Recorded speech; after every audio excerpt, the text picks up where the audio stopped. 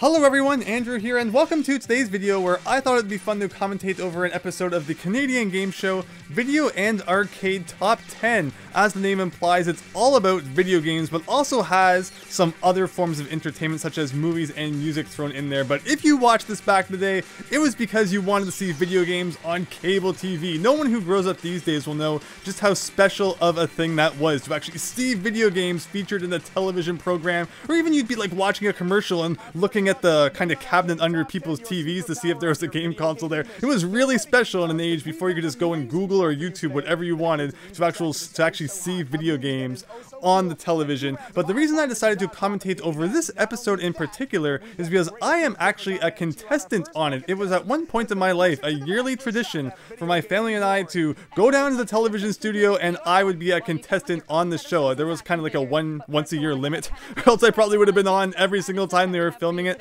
But yeah, I thought it'd be a lot of fun to mainly talk about my experience and such with the show, and hope that everyone enjoys hearing it. The way it works is that there are 2 rounds, each one with 4 contestants who play a different game, and they have to meet certain conditions which will then determine if they're either first, second, third, or fourth. I'm not until the second half, but hopefully I have enough interesting information that I can kind of just give, fill that time before you get to see me. From what I understand, if what is written on the VHS tape is correct, because I actually did take this episode right from a tape that it was taped to back in the day. This would have been filmed December 16th, 2001, which makes sense because looking that up, it was a Sunday and recording days were usually on Sundays.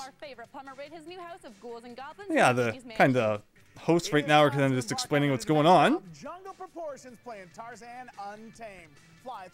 And the first game is Tarzan Untamed. Not too bad of a game. This again was right back around when the GameCube was released. It was released in North America on November 18th, 2001. So for this to be filmed in December, things really weren't out for too long. People really didn't have much experience with the GameCube yet. And yeah, everything was pretty much a launch game at this point. So it was cool, getting to experience this right around the beginning of the GameCube days. The player with the highest life meter is the winner. If we've got a tie, then the player with the most film reels wins the game, and you don't have to be here to win. Each contestant. So as you just heard there, the host, Nicholas Pickless, and it's always posed, is that his real name? And I believe it's actually not. I think that his real last name is actually even more complicated and long and confusing to say. So as he does radio and television and DJing and such, I think that was kind of a stage name that he created for himself. So there's that question answered. But just as he mentioned, the conditions for winning this round of Tarzan Untamed, the person with the highest life meter wins, or if there's a tie, the person with the most film reels wins. Now, film reels in Tarzan Untamed are kind of the collectible that you need to unlock levels later on in the game. So that makes sense as being used as a measurement of who should win. But who has the highest life meter? That makes absolutely 0 sense in determining who the winner of a game should be. You could just stand at the beginning of the game and not move at all, and then you would have the highest life meter. But what if you die and then your life meter goes back to full on your next life? And that's something I definitely noticed in my time being on this show, was that the people who ran it, yeah, they kind of generally understood video games, but when you have a condition like that for determining a winner, it really becomes clear that, we're not dealing with video game professionals here, really. I mean, and the hosts and stuff you can see too, like, it's not like they're avid video game players or anything like that. They're obviously reading off of teleprompters and stuff. So one of the main problems with this show was, while it was always awesome going on there, it wasn't the most professional in a video game sense. To stop the evil and ambitious Dr. Gardner. And that you could always rely on the people who were running the show to actually, have video game expertise and know what was going on. And I really feel that a lot too when they were determining who won certain rounds. It's not like they would go up to your, each person's game console, check their stats and such. It was pretty much confined to the producers would be watching on screens in a corner of the room, and I guess that would just be kind of how they got the general idea of who they think should win. But it was never like, all right, this person has this many film reels and this person has this many film reels. It always kind of felt arbitrary who won in some senses, unless someone was just really, blowing it out of the park. Rescued. Now, if you free all of them, Tarzan will be rewarded with access to the Bungie challenge level of each world. Now, in addition to rescuing the baby apes, you must pick up all of the film reels left behind by Gardner's Flunkies. There are 8 film reels to find. And another thing that, I mean, you don't really think about it back in the day because, again, as I mentioned, it's just so awesome to see video games on TV. You didn't really care. But a lot of the tips and such that they give out really kind of just feel like they were reading the instruction manuals. Like, I wonder just how it worked. I would have to think that they probably, you know, of course, like anything back in the day, this is, you know, early 2000s, but especially you look like 80s, 90s, and I mean, even in modern day still, but not nearly as much because the internet's really changed things. Everything on TV aimed at kids was an advertisement, really. So that's really what we're seeing here. You're going to watch this show, and yes, there's the competition portion to it, but you're really just kind of, you know, seeing games that you're then maybe going to ask your parents to get you for Christmas or something like that. But yeah, again, when you watch this as a kid, you weren't too worried about the, you know, how professional it was and such, but you were just kind of, you know, excited to see the games. But on the flip side, it's not like you ever get any really significant tips. It's usually just things that if you play the game for 5 minutes, you're probably going to figure out. Extravaganza from THQ, WrestleMania 18. Ready with your pen and paper? You'll want to write this down. In WrestleMania 18, you are the WWE superstar vying for the greatest form of respect you can earn in pro wrestling, a title belt. A good way to establish yourself as a fierce competitor from early on in your match is by pressing the B button. See, again, you know, like giving tips, like, you know, press the B button. Like, what kind of tip is that? But again, you know, it fills space, and the point I was trying to get at, like, I wonder who wrote all this, because obviously, you know, I guess there had to be someone who had some kind of video game knowledge, but not much. Like, they would kind of just turn on the game and be like, okay, the B button does that. Let's write that down as a tip and then present it in the episode. Sometimes you'd actually get like a cheat code. Remember back when those existed, which was kind of cool. But overall, you know, it was nothing usually too groundbreaking that you couldn't just figure out on your own if you were playing the game. You would think that, you know, where they're standing would be in that kid's way, but there was actually, you know, kind of a, you know, a pretty good spot there for them to stand in. Overall, the set kind of has that, you know, like back alley, edgy kind of view, you know, that the 90s had a lot. This is, of course, still early 2000s, but, you know, all the kids, you know, gathering in the back alley, playing their video games in the big competition. It's an interesting aesthetic. I definitely kind of miss it. I like 90s aesthetic, if I'm being completely honest. Maybe that's not such a surprise, considering, you know, how much I like retro games and all that. Edge will grab hold and hang from his hands. You can move him in any direction just by using the control stick. Now, if Tarzan isn't fully able to land on the ledge, he's going to try and grab onto it. It's like, yeah, look at that tip. Tarzan's going to try and grab onto a ledge. It's like, whoa, who would have ever thought that? So the way it worked is that, you know, again, the GameCube had pretty much just come out, so it's not like people really had much experience with these games. So when it was your turn to be on the episode, and what would happen was there would usually be about 6 episodes filmed on a typical recording day, and when in some of the shots of the contestants, you can see that there's actually a sticker on their chest that has their name on it, but then below that there's also a letter and a number. So like, you know, 2A or 4B, with the number being the episode of the day that you were going to be in, and then A or B determining if you were going to be in the first half or the second half. So what would happen was, while whatever half came before you was being filmed, you would go into this room with the 3 other contestants who are going to be on the episode with you, and you would actually be given an opportunity to practice the game you were about to play. Because I guess, you know, again, the GameCube had just come out. Many people probably hadn't had the opportunity to play the games that were being featured in the episode, so, you know, it gives, you know, you the opportunity to actually learn about it and not just go out there and be absolutely terrible at it, which was a little bit appreciated. I unfortunately didn't normally play games that I had experience with, but the game I played today, I have to say I was quite happy with.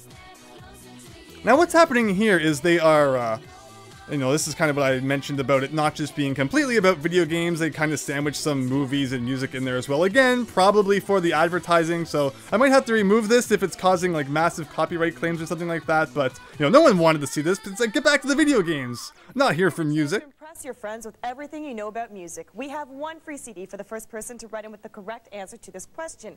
How many kids auditioned to be in S Club Junior? And it's like, you know, we have 1 free CD for the first person to mail in with the answer to this question. Like, can you imagine, you know, like, actually, like, wasting your time? Because it's not like, you know, if you send it in immediately, it's going to get there first. You know, the mail, who knows how it's going to get delivered? Who knows how I actually picked the winner, if there even was a winner? You think they could afford more than, you know, 1 free CD? And it's funny because all the answers to the questions are actually given before the question is asked, so they're really easy to answer. Welcome back to Video and Arcade Top 10, the best game show anywhere. Leah, who's our big champ today? Nick, all our contestants were great, but only one can be the best, and that's player number 4, Michael. All right, Michael. So yeah, so again, they don't really go over how he won. They don't really, put much focus on how each person is doing. It's not like, Michael's in the lead, but this person's coming right up behind or something like that. It's just kind of really arbitrary who ends up winning in the end. And the winner gets to go over to this wall where they pick out a, I guess like a ping pong ball with a number on it, 1 through 10, and whatever number they pick out, they get the prize from that wall. Or if they pick the red ball, they can theoretically pick any prize that they want, although in my entire life I have never once seen someone pick out the red ball. So he got number 5, so he got whatever the heck that is. But in my experience, you would never ever ever pick the number that you wanted. There's just such a low chance. Okay, right now we're going to take a break and check in with Nikki for this week's BNA update. Today, your dream will come true and you'll be on a National Hockey League team in NHL Hits from Midway. And she talks about NHL tips, which again, kind of feel like they're like right from the manual. But again, yeah, my experience with the prize wall was that there's just such a low chance of getting what you actually want. And then half the time it's not even video game related. Like, I remember it being the complete set of Harry Potter or something. Why am I here for that? I want a video game related prize, darn it. But of course, the winner also actually gets a free copy of the game that they won, which is kind of nice. Later on in the show's life, though, that actually changed, where it wasn't the game that you played, but just some arbitrary game, which you could tell had been picked out of the bargain bin, like virtual tennis or something. So the budget was obviously cut a little near the end of the show's life. It did run for 15 years, though, which is pretty good. It is time to frighten the frighteners and scare the supernatural. We're playing Luigi's Mansion. Help Luigi. All right, here's my time to shine with Luigi's Mansion. Pretty cool coins, jewels, and lots of cash. Leah, let's meet our Ghostbusters today. The first player is Rebecca. All right, that's not me. Kiriakou from Pickering. Our next contestant is Justin. That's not me. Aurelia is cheering you on from home. Our third player today is Adam. That's not me, but man, he's so cool. I wish that was me. And our fourth contestant today is Andrew. Kat Perron from Edmonton is no comment. Oh boy. Alrighty, here's how the game works. The player with the highest boo counter wins. If it's a tie, then the player with the most coins wins, and you don't have to be here to win a prize. Alright, so there's the conditions for Luigi's Mansion. The player with the highest boo counter wins, and if there's a tie for that, the person with the most coins. Now, think about this. Again, I guess I didn't really mention this in the first part, but you get maybe 15 minutes to play the game, because pretty much what you're seeing, or rather the time that elapses while you're actually watching the show, is about the time that the players get to play the game. Maybe a couple of minutes for commercials and such, but overall you maybe get 15 minutes max to play the game. I looked at a speed run, and it takes about 13 minutes before you get to a point where you can start catching boos. So what kind of condition is that to have for Luigi's Mansion? It just makes no sense, and no thought obviously went into creating that condition. It's just mind-blowing. And then, of course, the secondary one is coins, but it's not like they ever went around to each person's GameCube or whatever and, checked just how many coins they each had. I mean, the coin counter is always on screen, so, I mean, you could argue that they checked that way. But I don't think that it had anything to do with that at all. I don't understand why they didn't just make it, whoever gets the farthest or whoever catches the most portrait ghosts. It's just so obvious that no thought went into that. But here I am finally playing some Luigi's Mansion. As you saw, when they announced that you can start playing the game and you spin around and grab that controller and start going, I would have nightmares of, spinning around and just like slapping the GameCube off of the stand. It would be so easy to do. And of course, this is just a television set. It's not actually a back alley, anyone. Sorry to ruin the illusion for all of you. But it was wobbly too. It's not like it was actually bolted down, so I always had nightmares of spinning around, wanting to grab that controller really fast and just destroying everything in the process. Would have been totally such a me thing to do. Another thing about this is that the time of year that I would usually go, it was always in the winter, and it would always turn out to be the snowiest, blizzardiest day of the year, and filming would always be early in the morning. You had to be there for like 9 o'clock, so on these extremely snowy days, having to go all the way to the television studio early in the morning, I had to get up at like 5 or 6, so I would always be absolutely exhausted by the time that they finally got around to my game. I was never the first game of the day, I was usually like the 4th or 5th. So I'm sitting there in the audience, just getting tired, exhausted. So if you wonder why it looks like I'm half asleep, I literally was half asleep. But regardless, Luigi's Mansion, nothing was going to stop me from playing that. And as mentioned earlier, before you go on and play the game, you are taken into a room where you get to practice it. Now, I was fortunate to have experience with Luigi's Mansion already, but the other 3 people had like never played it before. So when the controller gets passed around, each person's kind of doing their try to get a feel for the game. And I'm noticing that they all suck. And then the controller gets to me, and I'm not going to stand there and be like, alright, all you guys, I'm going to show you all the techniques that you need to be a pro at Luigi's Mansion. I was like, well, what's this controller? R button, I've never heard of that before. So maybe it was kind of a scumbag move, but I was going to win this, darn it. No one was going to tell me otherwise. I had a pretty bad luck to this point in terms of winning. Again, normally it was games I hadn't played, so, you know, I really wanted this one. So we'll see how that turns out. But it's movie time. Scope out the adventures of the Master of Disguise. Former Saturday Night Live cast member Dana Carvey stars in this story about a Master of Disguise who must use his abilities to track down the culprit who kidnapped his parents. It's Master of Disguise, everybody. Another thing I'm probably going to have to edit out, lest I be destroyed by copyright infringement. But if you can see, Jumbo Video, oh, that was an epic chain of rental stores back in the day. And I have such fond memories of going there and renting Super Nintendo games and Game Boy games. Good old days of rental stores. It's sad that Blockbuster's gone. I can understand why. You know, they obviously seeped out of relevancy, but still, such a classic part of the 90s and 2000s, and of course before that as well. The first person to write in with the correct answer to this simple question: who is the star of And once again, another simple question that they pretty much just threw out there, and they hardly give away any prizes for it. In terms of the other hosts, Nicholas Pickles stayed the main host for pretty much the entire show's run. But by the, or rather throughout the show, the other kind of side hosts and stuff changed, so I can't really tell you too much about any of them. Let's check back in with Nick and Leah.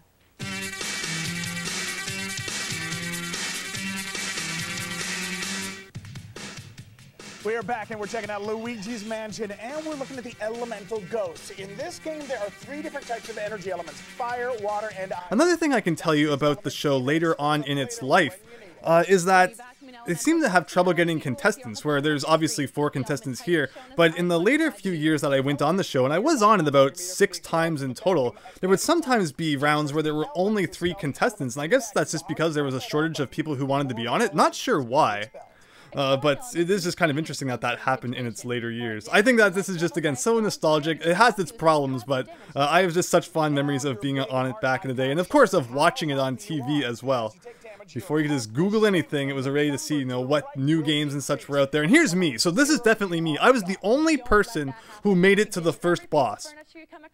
Looking around at everyone else, they barely got to any of the portrait ghosts, if some of them even did. I don't think that when they were showing the father there, that wasn't me. I didn't have 35 health, but I was the only person to make it this far and actually beat this boss. So I was ahead by a mile, putting absolutely no doubt in anyone's mind that I deserved to be the winner, despite the fact that, again, nobody got any boos. And I guess maybe I had the most money, but I'm telling you that they never really looked at that kind of thing. They always just kind of looked at the screen, said, alright, who looks like they're at the farthest in the game, and then that would be the person that they gave the prize to.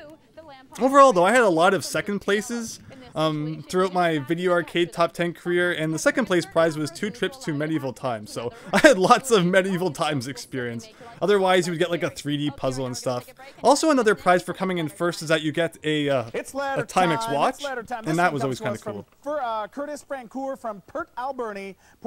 Dear Video and Arcade Top 10, my name is Curtis. I have a PlayStation 2. I love your show. I think it's cool. My favorite games are Zelda, the Ocarina of Time, and Mario, and I like the tips you guys give on your show. I hope your show goes for a long time. Your friend Curtis. Yo, K-Dog, for writing into the big show. We're sending you. I like how their favorite games are Ocarina of Time, okay, and Mario. Like, you know, why are you so specific with Zelda and not Mario? But yeah, Letter Time was also very classic. I love the wall behind him. Like, oh, it just screams 90s. Kids drawing characters of Pokemon and Mario and such and sending them in actual physical mail. Also, this song sounds a lot like the Crashman level music from Mega Man 2. There was always a debate between us kids on the schoolyard if that was like intentional or not. I wonder, you know, what the mindset was between when they created that music, if that was something they actually did. To save the jungle from the evil Dr. Gardner. By pressing the A button, Tarzan will jump onto mossy branches and perform. So what's happening right there is you have to take a spear out of that bush and then throw it at the vine to kind of split it so that you can swing on it. And I remember that being something that was so kind of, frustrating to figure out as a kid, because you're not really thinking about it. You don't think, all right, I'm going to have to take a spear, throw it, and then jump on it. It just looks like a vine you should be able to hang on to begin with. So I can only imagine the frustration that the people who played the game as part of the contest probably experienced. Just wanting to play the game as fast as possible and kind of getting stuck in a situation like that. And yeah, that definitely wasn't me. Again, that would have been one of the people who hadn't played the game, trying all the different doors. Ghost Heart for clues in all sorts of places for jewels, coins, and bills. All right, gamers, good luck, and make sure you tune in next week for more Turbo tips. Until then, keep practicing to be the best. Coming up next, another classic show. Let's see here. I think that's it. Oh no, he's telling you to come on down. Yeah, so basically when you weren't on the show as a contestant, you'd be sitting in the audience waiting for it to be your turn. You can see other people who have name tags and such on. So it was just a really fun experience, getting to be there. And then she lists like the top 3 games. Top 3 in what terms, I don't know. And that raises a lot of questions too. Why is it called Video and Arcade Top 10? What about this was top 10? I just, don't ask questions again as a kid, and just enjoy the video games being on your TV screen. Unlimited turbo power. Eden Door from Thornhill, look for your Digimon detector, plus 2 packs of game cards in the mail. For knowing that an MX Superfly, the code to unlock all levels, bikes, and everything else is X, Y, L plus X, XL, Z, R plus Y. Okay, we're gonna take a break from all the... I can only imagine trying to read that, and like, don't screw it up, don't screw it up, don't screw it up. It'd be so easy to give the wrong code or something like that, or just, reading button sequences like that. It'd be so easy to accidentally read the wrong thing. Okay, top 10, Leah, who's the big champ? Nick, all of our contestants played well, but only one came out on top, and that's player number 4, Andrew. Yeah, it's me. I actually won finally. Playing the game from home with your very own copy of... Oh, I remember that. The second I saw I was going to be playing Luigi's Mansion, I was like, this is it. This is my game, and no one's going to take that. Hey, there's the Harry Potter books back there. What will I win? Will it actually be video game related? Probably not. If you get the red bonus ball, anything you want on the wall is yours. Bonus ball is in. Reach in and pick a winner, my friend. And going down, you have pulled out number 1. Tell him what he's taking home. You won a complete set of Cyclonians. You can build on Bash. Oh yes, Cyclonians. They're actually made by Bandai, but I remember they weren't video game related, so I actually sold them and used the money to buy video games because that's why I was on the show. And then again, in addition to that, I got like free video game rentals from Microplay. I got the Timex watch, which I still have today, and it had this feature where you press the button on it, and it would be like yes, no, maybe, kind of like a Magic 8-Ball. I was very popular at school for a few weeks. Everyone coming over to try my new watch, ask it questions. But that was my experience on Video and Arcade Top 10. It was just always so fun to go and be a contestant on. I always had such an absolute great time. And then actually the other thing I won too was a copy of Luigi's Mansion, but since I already owned it, I actually traded it with the person who won the Tarzan Untamed round. So, I mean, obviously, why wouldn't you want Luigi's Mansion? But as someone who already owned it back as a kid, I didn't see the need to have a second copy. These days, I would just leave it sealed and frame it. Like, this is the copy that I won on Video and Arcade Top 10. But you're not going to realize that. 2001. I was like 9 years old. I just wanted new video games. So, I traded it for Tarzan Untamed. And to be honest, it's not a bad game. It's pretty fun. It's like, a Disney movie game kind of, but still, it has its moments that it can be quite enjoyable. And yeah, I was just worried about getting new games. I didn't see the point in owning 2 copies of Luigi's Mansion. And here, Nicholas Pickless, he always comes over and talks to the winner while the losers have to talk to the side hosts who, like, no one ever remembers. And I remember Nicholas Pickless asked me, what video game consoles do you own? And I was like, oh, you asked the wrong person that. I own an original Nintendo, a Super Nintendo, a Nintendo 64, a GameCube, a PlayStation, a Game Boy Color, a Game Boy Advance. Yeah, so he asked the wrong person. Oh boy. But wow, Video Arcade Top 10 and just video game themed game shows in general, oh, they just scream 90s and 2000s. Those were such fun days, and I hope that you enjoyed hearing about my experience on them. I'd love to hear if anyone else has any experience with the show, or just, it just brings back so many good memories, and I hope that you all had fun seeing me win at Luigi's Mansion. I do have a few other episodes that feature me on tape, so if people enjoyed this, I would not be against commentating over those ones as well. But please, again, let me know what you think down in the comments below. I hope you had fun watching that piece of nostalgic video game television history. So thanks for watching, and hope to see you next time.